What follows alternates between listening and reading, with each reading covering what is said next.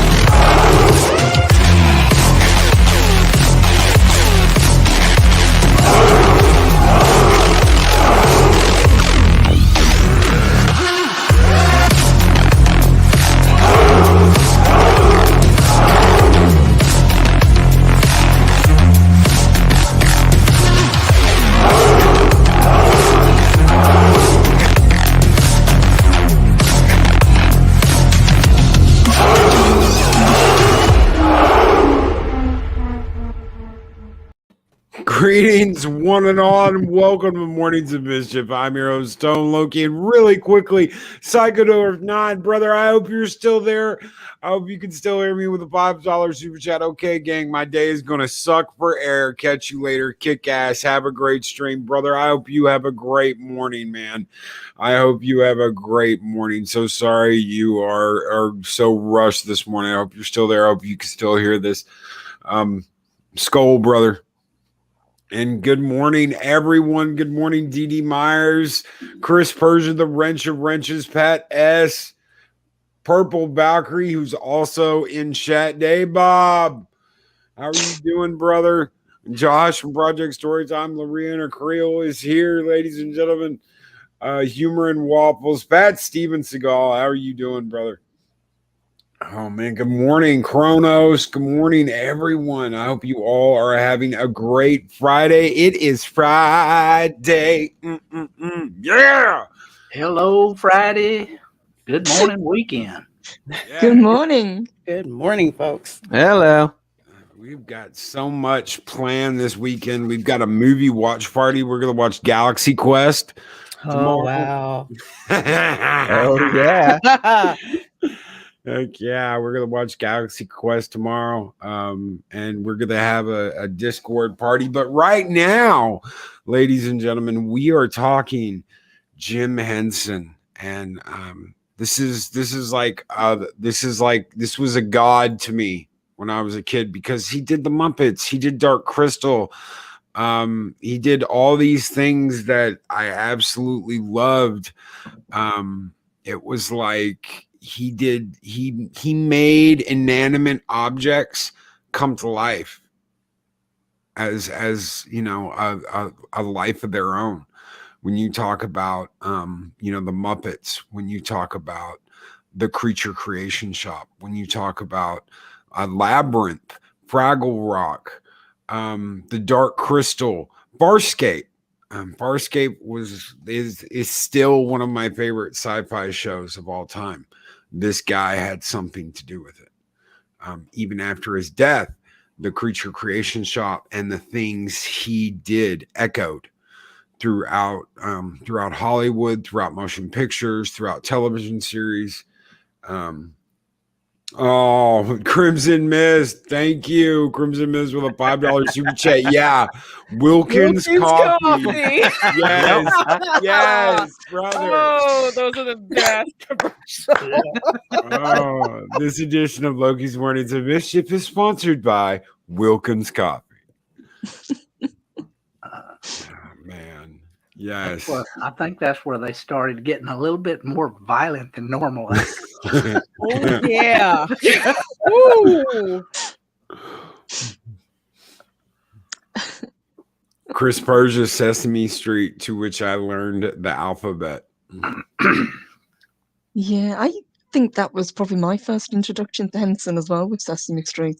I suppose it was a lot of ours. I mean, I remember Dark Crystal, Labyrinth had a bigger impact and Fraggle Rock, but I think the first time I ever saw a Muppet was Sesame Street. Yeah, I would agree. Likewise. Mm-hmm. Love me some Kermie. I remember the first time I saw the Dark Crystal. The day the crystal cracked. It was like another world. It starts out that way. Welcome to another world. And you're just like, holy crap. The Skeksis scared the shit out of me. They scared the shit out of a little Loki. They were some creepy looking things. Gelfling. God, it's just like him and Frank Oz changed things, man. I mean, who would think that puppets would do that? That a puppet would be able to make a movie. You could make a movie completely centered around a puppet. Mm-hmm. And they proved it. Yeah, you can. And not only that, it's good. I think the first time I saw Dark Crystal, I didn't actually believe that those were puppets because they were so technically advanced. I didn't realize that people were actually kind of moving their arms around. I thought they were. I know some kind of costumes that had people inside, but yeah, they look real when you see them on the screen, especially to a kid. The Skeksis took like what 6 people to I operate. believe so, yeah. 2 people in the suit, 4 people outside of the suit. 1 for each arm and 2 for the head and mouth. That's insane. And they had to coordinate all of that. Yeah. Mm-hmm. Yeah, so am I. Sven the Naked Nordic Ninja, brother. I was digging the sequel or the prequel series too, and we're never gonna get any answers. I was really liking that. I really liked the end of that, and I wanted more. And you're just not gonna get it. Unfortunately, I canceled my Netflix before I got a chance to finish that one. I meant to finish that because I liked what I saw. You don't even get to finish it. It leaves you in the middle of everything. Yay! When they made that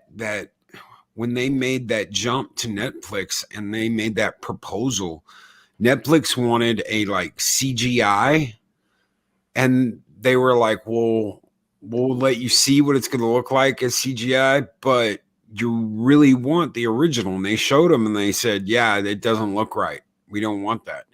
And what they ended up doing was they ended up doing the full puppets, but all the Gelflings had CGI eyes and mouths. Yeah, it looked odd. So, not forget Yoda. Yes, absolutely. Mm-hmm. Don't screw with perfection. Frank Oz was obviously a big part of Star Wars. Yes, and I remember when we had the CGI Yoda and there was an outcry with the puppet version back. It's the one thing The Last Jedi did right. Bring back a Muppet Yoda. Well, the puppet in Phantom Menace sucked. Oh God, it was terrible. The puppet they had looked high. He looked stoned. Yes, Jedi. Yeah, well, they lost that original puppet, and they never could recreate it. No. And Pat Stephen Beaker. Yes. Beaker and the Swedish chef. Oh, goody. Oh, goody. Love the chef. And Statler and Waldorf. Those were my favorites. Yeah, Waldorf. Yes. Oh, Statler and Those are my Waldorf, the favorites. original trolls. Yeah, the original trolls. Yes. We saved the pig and the frog. Well, it was too late to save the movie. Oh my god. Oh. I really think, what's his name was those other puppets took inspiration from him for Walter. Yes. Yes. Yes. Yeah, and we were Chef. We were talking about Age of Resistance, and now they're never going to finish it. It's like, why spend all that money? They spent millions and millions and millions of dollars doing that and setting that up and making the sets and making the puppets. They poured millions into those puppets, and they're just not gonna. Let's just not finish it. We just won't finish it. What was the reason that it got cancelled? I don't want to say the name of the movie. Okay, fair enough. Hooties, Blooties, Bloaties, whatever. That was right after that. It was right after all the backlash and right after the cancel Netflix campaign. It was like a couple of weeks after that. They were like, "Well, fine, you want to do that? We're not going to make any more of that. Sorry, don't have the money." And you're just like, "Wow, Netflix is just a dick." Assholes. Yeah. Yep. Maybe another company. I wish they would, but Gonna have to be well heeled. I mean, who hires the Jim Henson Company and wants CGI? Like, what's the point of that? yeah. And it was when they said, okay, we want the puppets, the Jim Henson Company was like, do you know how much this is going to cost? This is going to be very expensive. And they were like, yeah, but we want it to look right. Okay, well, we'll do it this way, but it's going to be expensive. And it is. I mean, you're talking the puppets, just one of those Skeksis, one Skeksis like $100 million. So just to make one of those Skeksis, it's insane how much money those things cost to make. But they're like, the way they're controlled, because it's not just, two people working a string. It's two people inside the puppet, and there's a computer they have to use for some of the movement, and then there's that's actually inside the puppet. And then you've got two people working each arm and two people working the head, and all of that is through remote controls. So it's not like, just a string. It's not like you're up above it or anything. The amount of technology that goes into that, plus they updated everything. So anything that was like, back in the day when they made the movie, they updated it to be badass and be a lot easier. I think the jawbones on all the Skeksis, there's a hinge in the jaw. All those were completely remade on the inside, so that they didn't break, because that was one of the things in the movies was the hinge of the jawbone would break in the middle of filming. And that's because the way they were made, there was like this piece in there that was kind of fragile. It wasn't too fragile, but it was kind of fragile. Well, they fixed that. So it's like they went in and updated anything that could go wrong. They went in and updated it to, our technology now, so that it wouldn't, have the same problem. And we have a guest, ladies and gentlemen. We have another guest this morning, Jolly the puppet from Tuck and Roll, from Snowdub's Tuck and Roll. How are you doing, brother? Hello there, Loki. I heard you talking about puppets, and I figure you needed some puppet representation. Yeah, puppet representation always. Good morning. How are you doing? Good morning. Yeah, no, I'm usually on my way to work, but I'm starting a little later today, so I figured I'd hop in and talk some Jim Henson with you guys. I'm a little knowledgeable in this topic, so I thought I could help you out. Heck yeah. We could always use it. You look the part. I do. Is that some kind of puppet phobe comment there, buddy? Yeah, buddy. Yeah. Making sure. Don't be racist, Loki. What's a puppetist? Puppetist. Right. A puppetist, yeah. Yeah, don't be a puppetist. Don't be a puppetist. No, I have a good friend. I can't say his name on the show, but I know he hangs out in Valhalla and he guests sometimes over on Snowdub's channel. So Yes, he does. I know what you're talking about. yeah, Good the monster, good guy. Yeah. Labyrinth. Someone brought up Labyrinth. Sven, the naked Nordic ninja, brought up Labyrinth. Yeah, all the puppets in Labyrinth were Jim Henson. What do you know Jennifer about Connelly? Oh, I love Jennifer Connelly. Sorry, go ahead. What do you know about Henson, Jolly? Oh, well, big fan here. I'm an older puppet, so I actually remember the Muppet Show as a kid, and I was pretty traumatized when he passed away. He passed away suddenly. He was pretty young. He was working on Teenage Ninja Turtles, putting those costumes together, those amazing costumes. I that you forgot saw. those were his. Yeah. Mm-hmm. And that was his last project, unfortunately, when he passed. And just a great guy, the legacy kind of lived on through his son, Brian Henson. But of course, Brian Henson owns the Jim Henson Company, and Disney actually owns the Muppets. Yeah, that was one of the things that happened before he passed away was he sold the Muppets. Yeah. Hang on, I'll be right back. No problem. Wally from Snowdub Entertainment.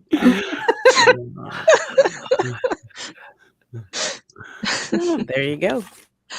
I remember hearing a story about the main puppet from Labyrinth, but he got lost for the longest time, and they finally found him in a suitcase. Dang, I bet he was glad to get out. That was Hoggle. Hoggle. It was Hoggle, yeah. Mm-hmm. He finally came up for air. Yeah, he was pretty rotten too, I guess, when they pulled him out. He didn't look too good. Poor guy. Oh, shit. Hopefully he got a facelift. I'm guessing that's like almost like a mummy. You open it up and you immediately get some deterioration. The air, bad air. But I guess trying to breathe in a suitcase for that long, poor puppet. Yeah, he wasn't in the best. Yeah, I didn't even know that. I didn't even know the Ninja Turtles was his work. Yep. And that to me, that's amazing because the eyes were phenomenal. And Raphael getting angry, that was always my favorite. That was my favorite Ninja Turtle was Raph. And when he'd look up into the sky and be damn, I'm like, yeah. Good stuff. Yeah, Jim Henson was cut down in his prime, unfortunately, and Labyrinth was one of his passion projects, but Dark Crystal was his baby. And it was sad when Netflix got shut down because I really felt like they were putting his vision back together again. They were. Yeah. Yeah, that if you watched any of the documentaries of that show, they of course talked about CGI and animation. And when they saw what they could do, Netflix was like, man, we really want it to look just like it did. And they were like, yeah, well, we can do that, but it's going to be very expensive. And they said, we'll do that and show us what you can do. And they did that scene in the crystal chamber with the Skeksis. And they were like, yes, this is what we want. And they were like, well, this is the bill. Yeah, a very expensive production. Unfortunately, puppets, we cost a lot of money stitching us together, Cotton ain't cheap. No, cotton's not cheap. And Cobalt said, it's too bad I'm at work. I have a Pudgy stunt double, a hedgehog puppet. Yes, always. Pudgy's always welcome. Pudgy's always welcome on Mornings of Mischief, Cobalt. Sometimes you may have to cover his ears, but yeah. Henson's daughter said they fixed all the Labyrinth puppets. Really? They fixed all of them. I would love to see all that. I would absolutely love to see all that. You only get that laughter from a puppet.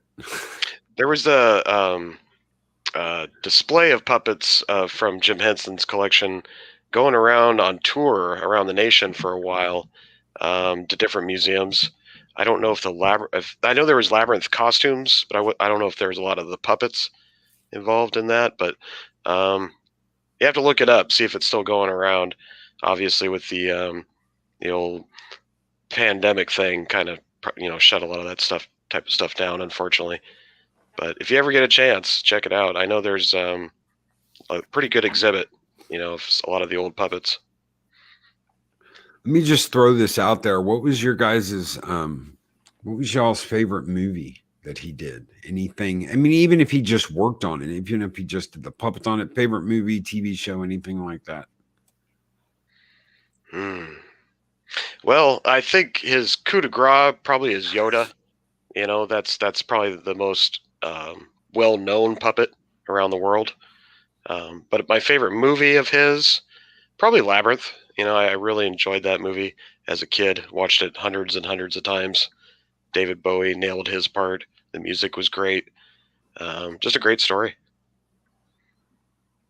Awesome. I would say Dark Crystal is my favorite film, but I always used to love Fraggle Rock as well.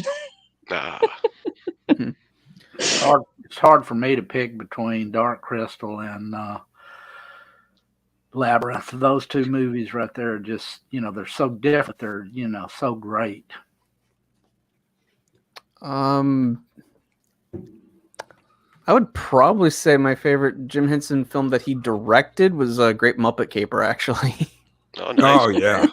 I just think that one was probably the best of all the Muppet films.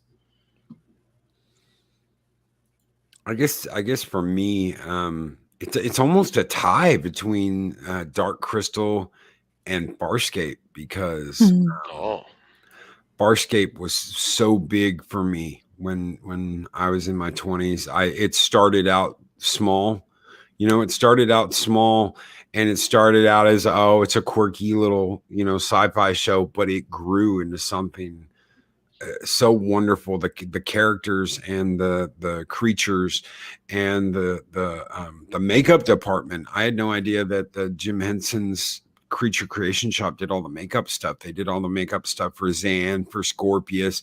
The Scarens were part of the Creature Creation Shop. There were two different types of Scarens. There was like a monster Scaren, and then there was the short-faced Scarens that were more human-like. There were all these different things that they were a part of in that show behind the scenes that you never knew about. But the fact that they did that, they brought that to life. They really brought that series to life with Rigel and all the rest of them, all the puppets and the makeup and the creatures. And it was just, I think out of all of it, Farscape and Dark Crystal had the most effect on me. Even though I love Yoda. I mean, who doesn't love Yoda? That's like the thing. Mm-hmm. When you find out that Henson and Oz had something to do with that, Frank Oz, you're just like, wow, that's crazy. But they all knew each other back then, and they all worked together. It was like if you didn't have Lucas, Spielberg, and Henson all working together, you find that out, you're like, holy crap, that's incredible. Yeah. Frank Oz, I believe, if I remember correctly, I could be wrong on this one, but I think his first directorial debut was Muppets Take Manhattan. I believe so, yeah.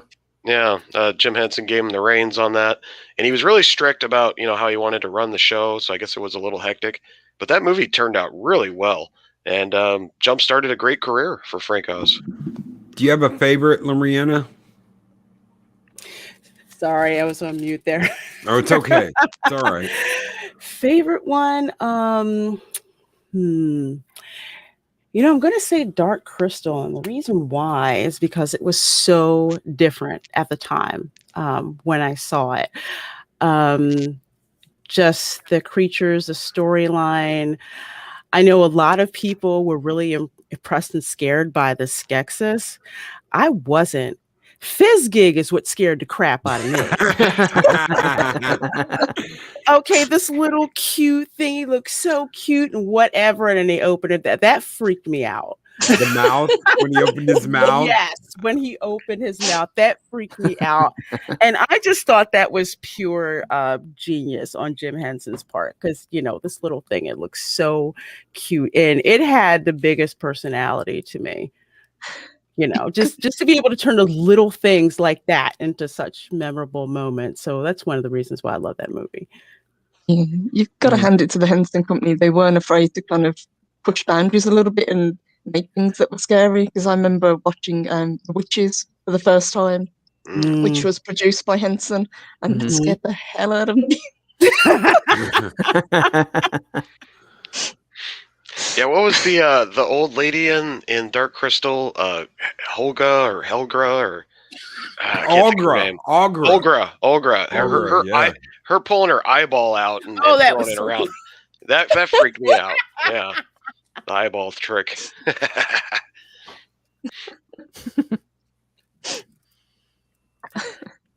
God, what was Ogra knows? I can't do. I used to be able to do. I used to be able to do the voice. I can't do it anymore. But yeah. Ogra remembers. It's almost like she was almost like a big female Yoda. Right. But yeah, Ogra didn't play around. Ogra didn't. Ogra. She had a really big butt too. Yeah, she had a really big butt. Huge. Bootylicious. Sir Mix-a-Lot's favorite puppet.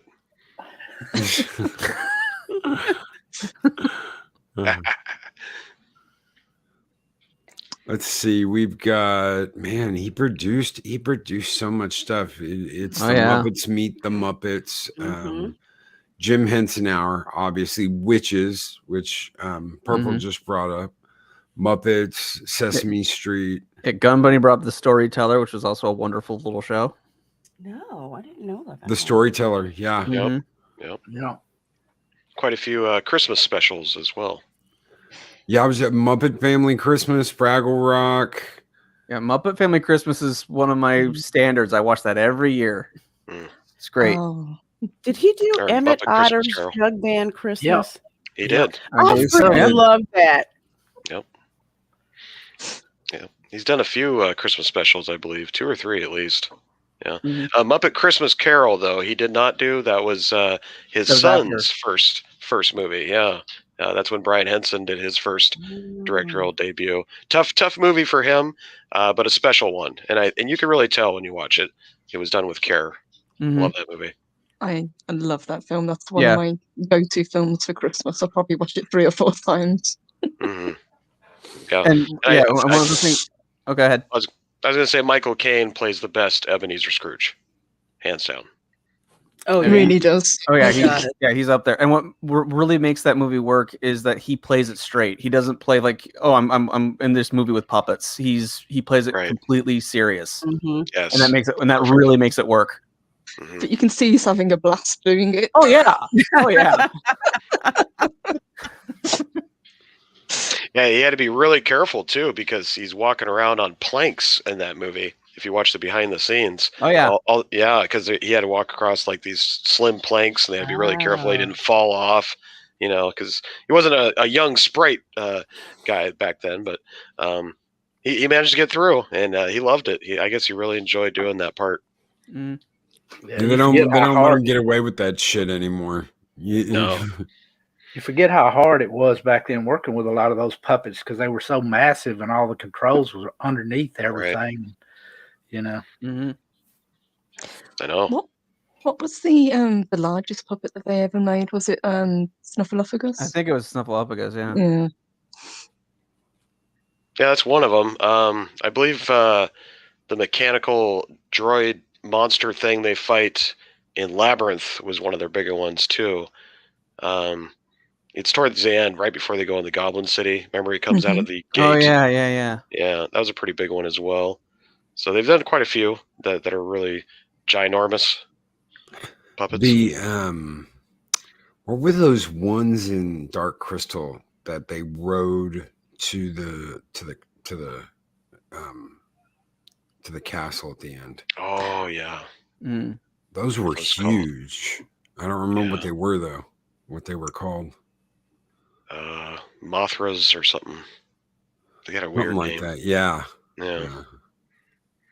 They did kind of look like giant moths. Did the Jim Henson Company do Falcor from Neverending Story? I don't think so. I think Okay. that was a different production company. So. Yeah. I don't remember them doing it. I wouldn't be surprised if they had something to do with it, though. Or at least ripped off some of his ideas. Yeah.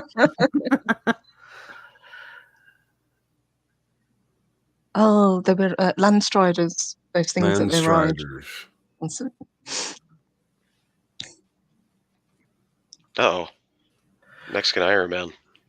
Oh, I was just looking up Falcor. Mexican Iron Man with a $9.99 super chat. Hello, brother. Oh, happy day. The legendary Snow Dub. Holly, hail Jolly. Hail Cotton Connection. Banish the evil Sith Lord. Darth Pero de Rover. And a pink slip of termination to his girlfriend KK over at Lucasfilm. Skull, brother. How are you doing this morning, Mexican Iron Man? Yeah, and he's not Chavez, here. good morning. Oh, Pedro the Rover? He's not here. No, he was out late with his Antifa buddies burning down Petco, I think. So. Alan Potter Racing Top Team. Mothra! Why did you say that name?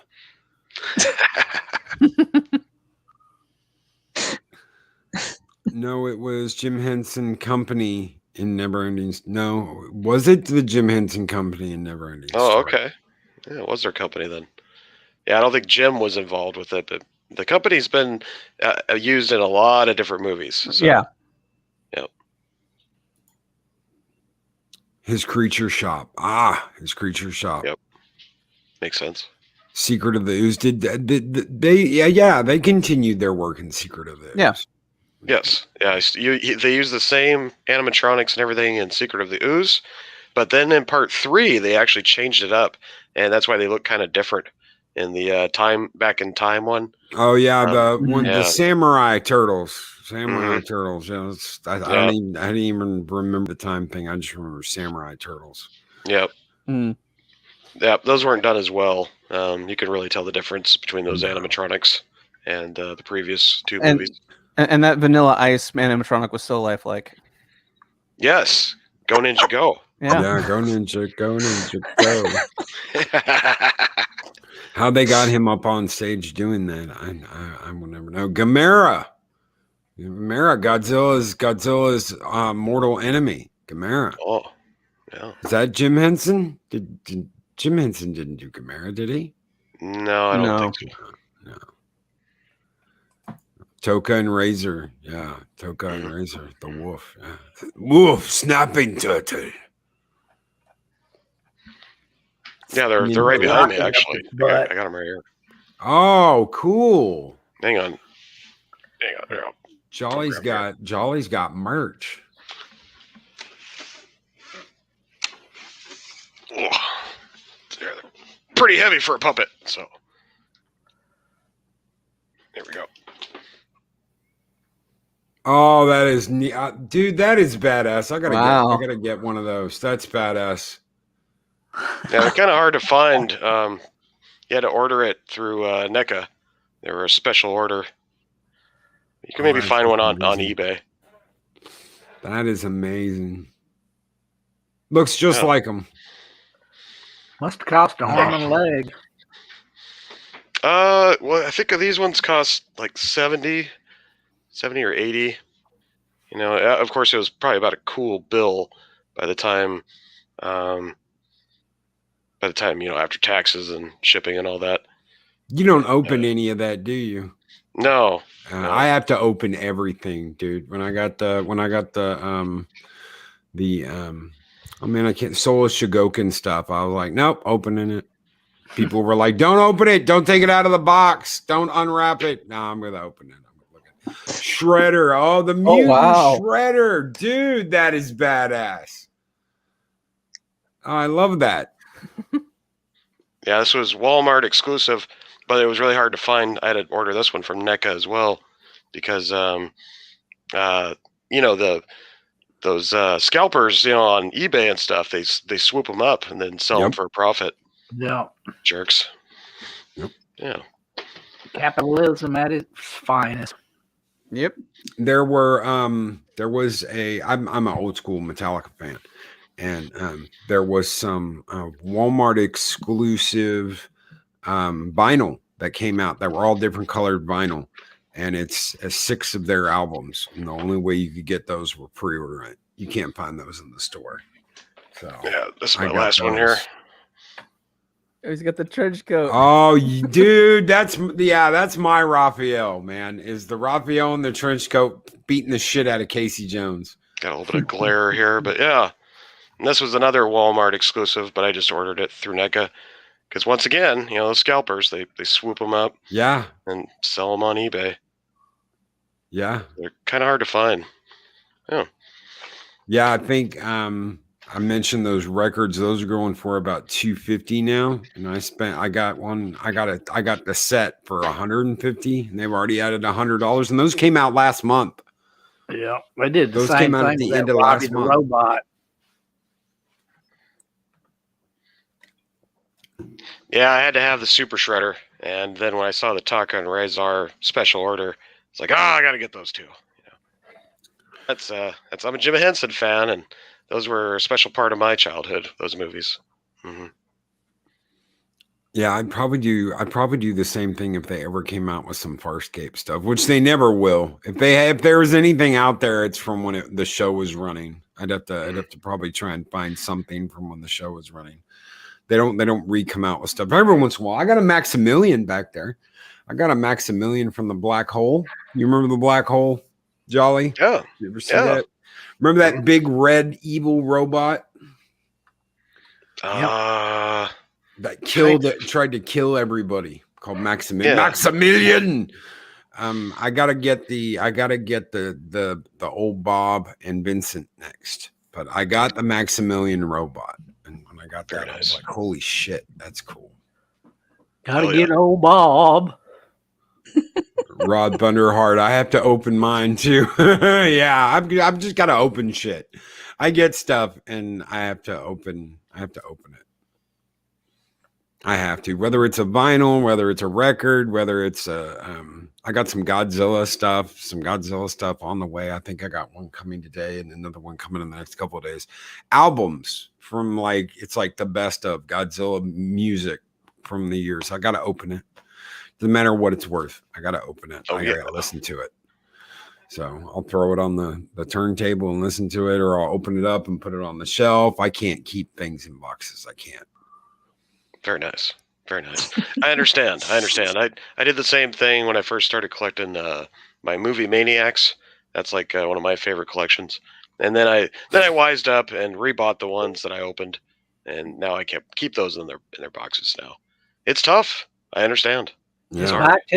Just buy two of everything. Yep. Some of that's hard though. Just getting one one is tough sometimes, you know? Yeah, I always told myself if I found another Super Shredder, I would open it. If I found one at Walmart, haven't seen one. Pat S said, don't wash your Muppets McDonald glasses in the dishwasher. Hand wash them. They won't fade that way. That's true. Man, they used to have such good stuff. You used to be able to get such good stuff at like McDonald's and Burger King glasses. And I remember I had like a Lord of the Rings set, a Lord of the Rings glass set. I don't have it anymore. I don't know what the fuck happened to it. Moving, I think 3 or 4 times since I bought them. That did away with that. But you used to be able to get cool stuff like that, like $5 a cup, glass. And they were, a big thick tumbler for $5. Things like that. You just don't get that anymore. You don't see that anywhere. Yeah, the toys used to be a little bit higher quality too. Back in the Happy Meal days, of the 80s and 90s. They just seemed like they're a little better built, a little more imagination put into them. Like I remember getting, like full-size stuffed animal, Muppets characters. And then, of course, they did Transformers one time out of a bunch of toys. Yeah. Nowadays, they just throw in, a plastic, car or something and call it good. and a plastic cup. Right. Yeah. Poor a kids. plastic to-go cup. Some injection molded piece of crap. I remember when they started getting rid of styrofoam and giving everybody plastic, plastic plate, get styrofoam. I know McDonald's did away with all that. It's all plastic now. And I used to love to pull into McDonald's, get a drink, get a quick hamburger, a cheeseburger or something, go to work, on your way to work, and that drink would last you forever. Now that drink lasts 30 minutes because it's in that plastic cup and it just sweats. So all your ice melts so quick. Anyway, that's not what we're here to talk about. We're here to talk about. Nobody wants to talk about, how fast ice can melt. Muppet Show. The Muppet Speak for Show. yourself. Sex and Violence. That was 1975. You could not make a Muppet Show today called Sex and Violence. It wouldn't fly. No. Well, you can, but you'd have to put it on my channel. Yeah.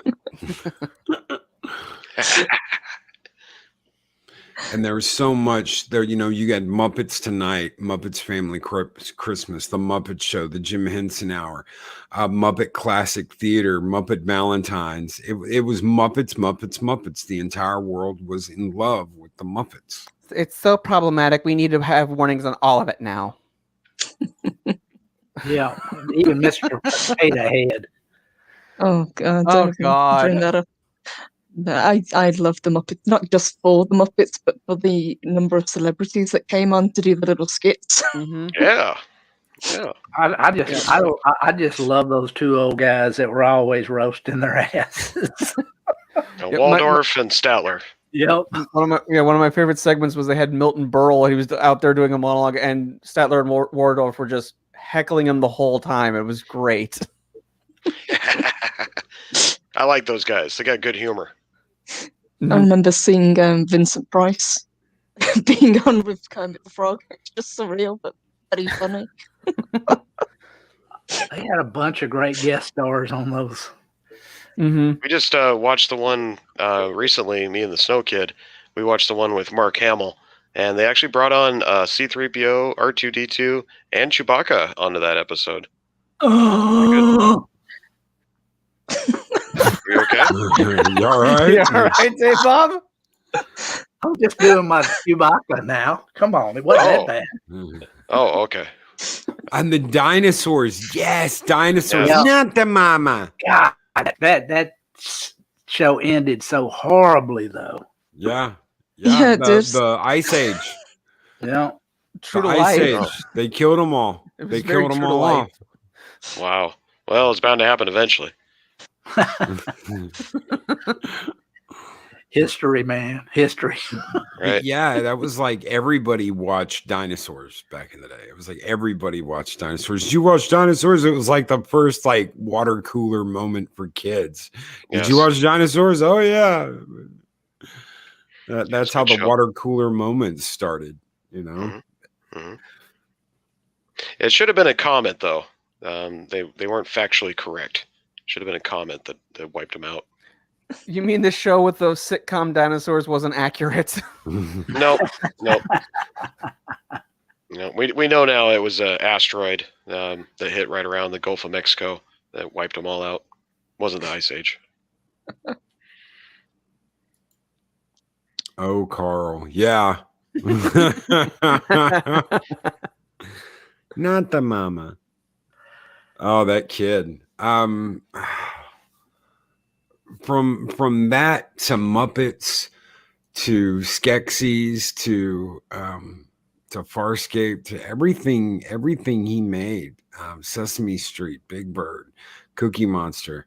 Yes, we have a monster of our own here in Valhalla. The Puppet Show, or the Muppet Show. Everything.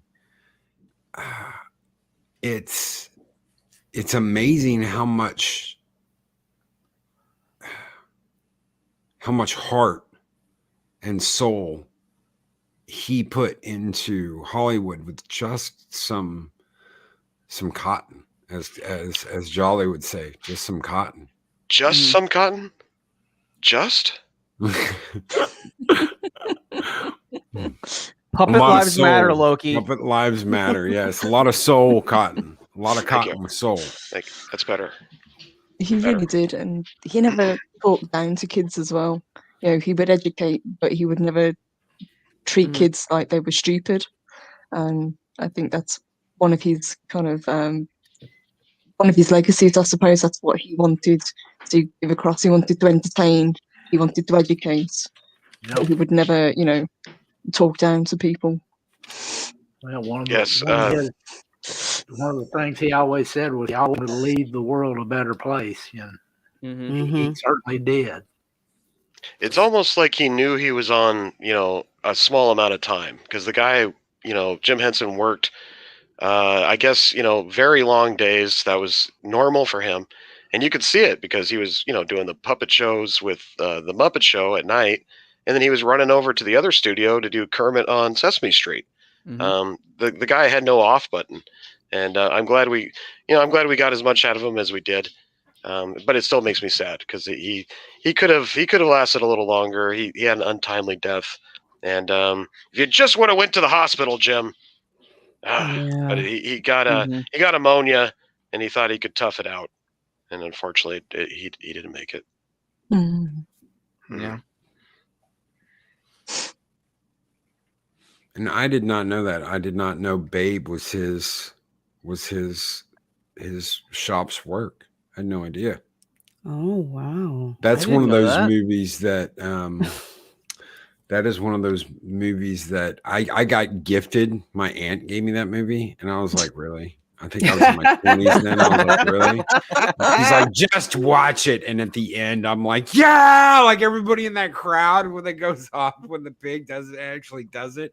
That'll do, pig. That'll do. Yeah. Pig. And those mice, singing mice. Yeah. Yeah, and also like doing each chapter title was a nice little touch. The three pigs. Yeah, the three mice, the little three mice. Yeah. I didn't know that was Jim Henson. Wow. No. And Fat Steven Seagal with a $2 Canadian super chat. Just some cotton and a hand in the ass. Jazz fingers. Jazz fingers. Not bad for a boy born in Mississippi. Oh, skull, Fat Steven. Thank you.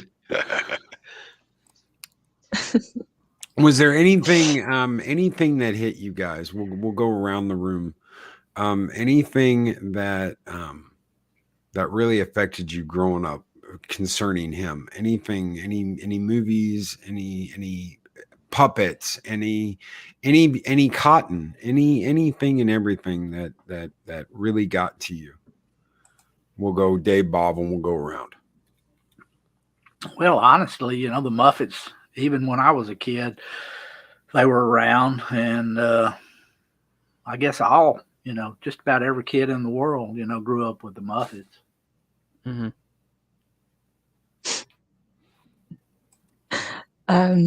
For me, probably Sesame Street, because that's the thing that I grew up watching when I was very little. When I used to be looked after by my grandma, when my parents were working, she'd always put Sesame Street on because it was educational. But growing up, I think Labyrinth and Dark Crystal had the biggest impact, just because they were so impressive. The puppets, loved the story, always loved fantasy genre. And those two really tick the boxes. Following along those same lines as Purple, Sesame Street, when I was little, in particular, Grover always had a very special place in my heart. The whole, near far! And, but as I got older, when I started watching reruns of the Muppet Show, Statler and Waldorf really helped me find my sarcastic sense of humor. So I would say that probably had the most lasting impact on me. I would definitely have to say Sesame Street. I love the Muppet Show, but Sesame Street was my first introduction to Jim Henson. And growing up, my parents couldn't afford to send me to preschool. So instead, Sesame Street was my preschool, and probably better than anything that they could send me to, because I learned a crazy amount of stuff. on Sesame Street, things that they would tell like the same lessons, but do it in a different way. So you'd still get it. And Oscar was my favorite because Oscar kept it real. When he was having a crap day, he had a crap day. And everybody knew he was having a crap day. And, so it was basically, it's okay to be you, no matter what. And I know Purple was talking about how Jim Henson didn't insult his audience when the actor who played Mr. Hooper died. Mm-hmm. They didn't recast him. They went with that for the kids to realize how to handle grief and how just grief-stricken Big Bird was, to the point where from that point on in his nest, he has that picture of Mr. Hooper. I gotta touch on what Lorena said here with Sesame Street. This is a show that was, diverse before diversity was a thing. Oh, heck yeah. It always had multiple racial kids, from Asians to whites to, and it was always always aware of how kids were feeling. And I feel that's really important. And that's why it's been such a long lasting show. For me, I grew up with the Muppet Show. I remember 7 p.m. dancing around on my couch in my underoos with my, fake little ukulele guitar, getting all excited for the show. Here comes the Muppets. Time to put on makeup. Time to turn on the lights. Phenomena. Not do. But I think the one that touched me the most has got to be Muppet Christmas Carol, because that was a turning point for us Muppet fans. We had just lost Jim Henson. We were scared as far as what was going to come next after his passing. What were the Muppets going to be able to continue? And Brian Henson delivered us a somber but a beautiful movie, and the Muppet Christmas Carol, which is now a tradition at my house every Christmas. And it let us know everything was going to be okay. The Muppets were going to be able to keep performing and keep doing what they do best, and Jim Henson's memory would live on. So, and it still does to this day. I've got to agree with you guys. Growing up, Sesame Street was huge, and when I had my girls, one of the things we would do in the car all the time, they would ask me where Cookie Monster was. Where's Cookie Monster? And I would do the Cookie Monster voice and talk to them. He's in the trunk. He's in the trunk. Oh, well, we want to talk to him, and nom nom nom nom nom. Oh, me that want a cookie. Me that want a cookie. And it was just something we did. And we had fun, and they loved Cookie Monster. And that was like back when, we're talking like Elmo days. Everybody, I love Elmo. No, they wanted Cookie Monster, and Cookie Monster would have his day. He would have his Cookie Monster songs and his Cookie Monster moment on MTV and his Cookie Monster this, but his Cookie Monster music video. But they loved the Cookie Monster. And as much as I love Farscape and would like to say it's Farscape, as much as I love Dark Crystal and would love to say it's Dark Crystal, because the Muppets were a big thing to my parents, a big thing to me, and then a big thing to my kids. It's generational. That's 3 generations of family that love Jim Henson and love the Muppets. It's got to be the Muppets. It has to be. Yeah. And the Muppet Babies was a great show too. I liked that show as a kid. Yeah, me too. And Pat asked, the first movie my dad brought me to was Muppets Take Manhattan. It was a big deal because he was a Marine and he didn't always live with us until he got stationed back in New Orleans. And I totally get it, Pat. I totally get it, because my dad was Navy and he flew on and off aircraft carriers. That's what he did. And he was gone. He was gone most of the year.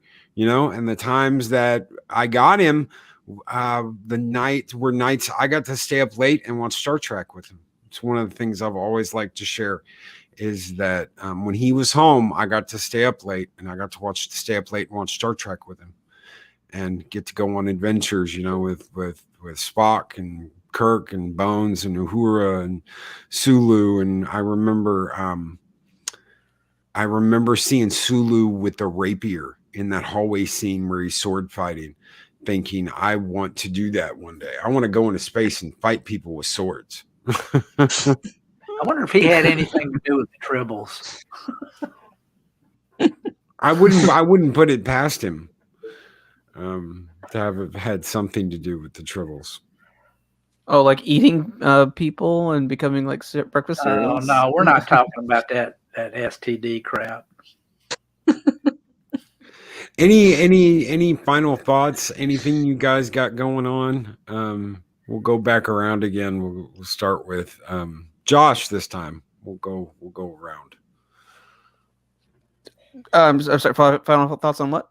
Final thoughts on this. Do you have anything going on this weekend? Anything you want to promote? Throw out there? Yes. My the first chapter for the audiobook that I've been working on should be out either today or tomorrow. Awesome. And then I'll also be on Eris of Chaos's channel and also on your movie stream with Galaxy Quest. Awesome. Yes, we're going to do Galaxy Quest this weekend. I can't wait for that. Tomorrow, 4 p.m. Central Standard Time. Reina Creole.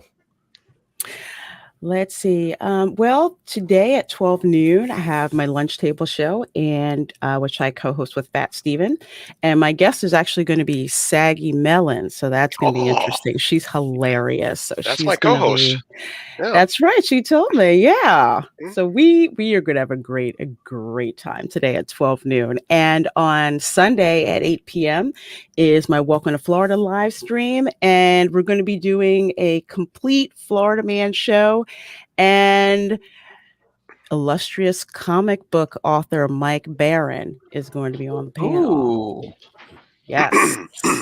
Very cool. Can't wait for that. That's what we got going on. Awesome. Rob Bottin did The Thing in 1982. So he was doing crazy creature effects during the hype time. At the same time, Jim Henson was doing crazy stuff too. So there might be some similarities there, but I don't know if it's a direct influence. Just throw that out there. Thank you, Jolly. Yeah. Oh, I know The Thing really well, and I know my Jim Henson, so that was like a double whammy there. Double whammy, yeah. James Arness. Mm-hmm. About me. My show. I'm Stoned on Music and Entertainment. Jolly the Patriotic Puppet. I do Jolly's rants, great videos, and we do the Tuck and Roll show every Saturday night with my co-host Saggy Melons. Tuck and Roll. Heck yeah. Tuck and Roll show. Yeah. Join the Cotton Connection. Come on over. Cotton Lives Matter. Puppet Lives Matter, and I stand with Jolly and all that good stuff. So yeah. And I'd like to give a quick shout out to Cookie Monster. I know he had a bad addiction going on. We caught him in a bathroom at a strip club one time trying to cook cookie dough on a spoon. We put him into rehab. And good news, he's not diabetic, folks. We don't have to cut off his cookie leg, and he's going to be okay. So shout out to Cookie Monster. Thoughts and prayers. Thoughts and prayers. Yes. Cookie rehab's tough. Oh my gosh.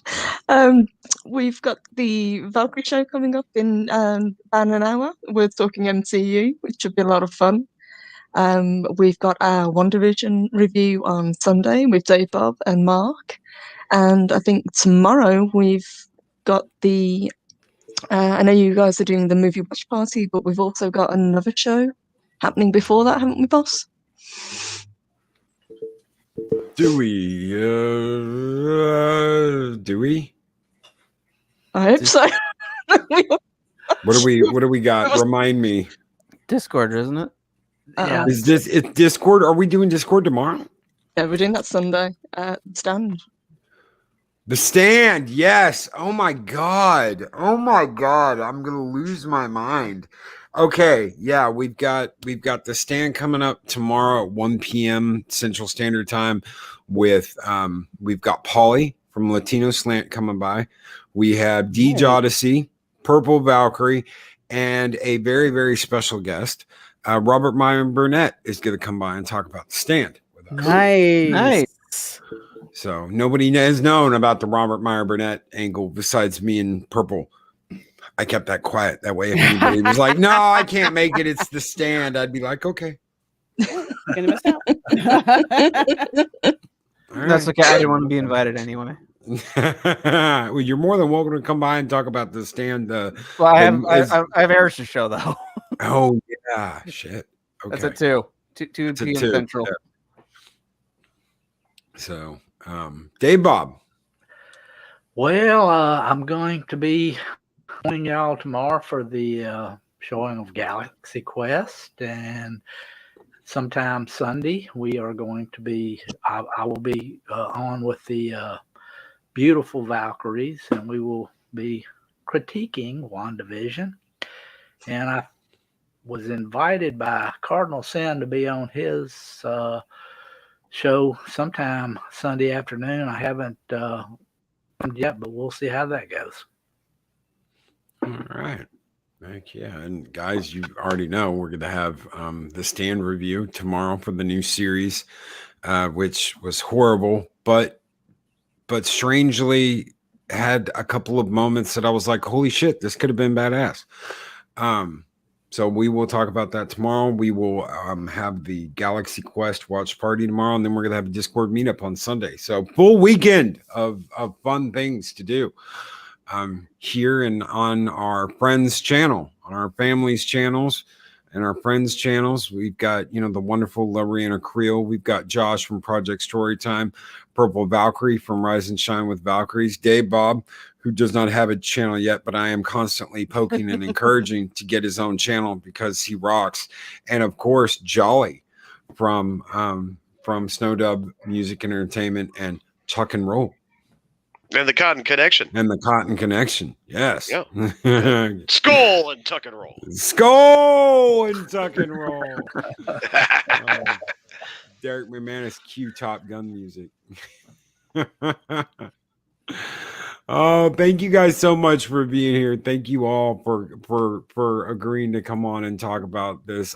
Jim Henson's means everything to me growing up and has meant so much to me as I've become an adult. So thank you all so much for being here.